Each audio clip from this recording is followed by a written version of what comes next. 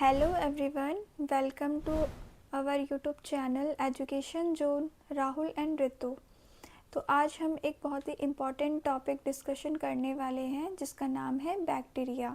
तो हम बैक्टीरिया से रिलेटेड कुछ इम्पॉर्टेंट फैक्ट्स देखेंगे फ्रेंड्स। तो चलिए आज की क्लास शुरू करते हैं। तो सबसे पहले हम देखेंगे परिभाषा यानी कि डेफिनेशन। तो चलिए जानते हैं बैक्टीरिया क्या होता है। बैक्टीरिया एक कोशिकीय सूक्ष्म जीव यानी कि सिंगल सेल्ड माइक्रो ऑर्गेनिज्म होता है जो इतने छोटे होते हैं कि केवल माइक्रोस्कोप की सहायता से ही देखे जा सकते हैं। ये जीवित प्राणी हैं जो स्वयं अपनी ऊर्जा प्राप्त करते हैं और विभिन्न स्थानों पर पाए जाते हैं। अगर हम इसकी संरचना की बात करें यानी कि स्ट्रक्चर ऑफ बैक्टीरिया की अगर हम बात करें तो बैक्टीरिया की जो संरचना या स्ट्रक्चर जो होता है वो बहुत ही सिंपल या सरल होता है जिसके कि मुख्य भाग होते हैं।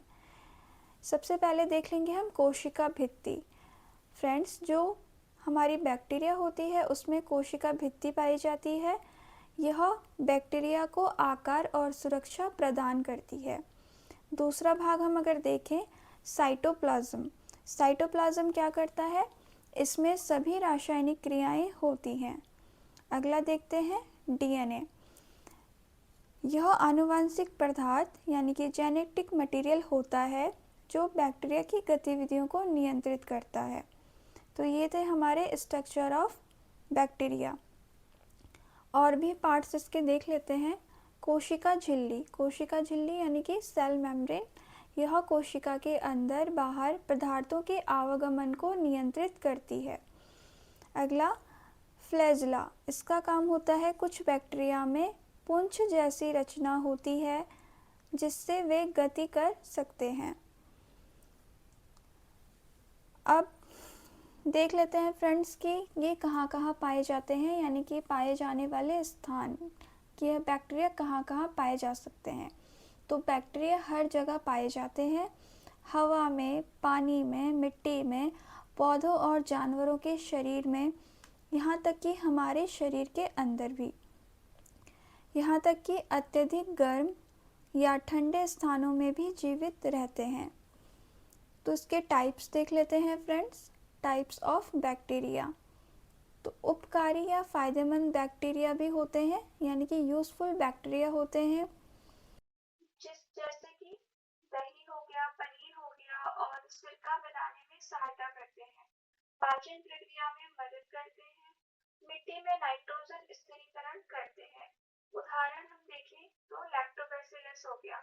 लैक्टोबैसिलस आपका किसमें पाया जाता है फ्रेंड्स? आप सभी को पता होगा, ये आपके दही में पाया जाता है लैक्टोबैसिलस।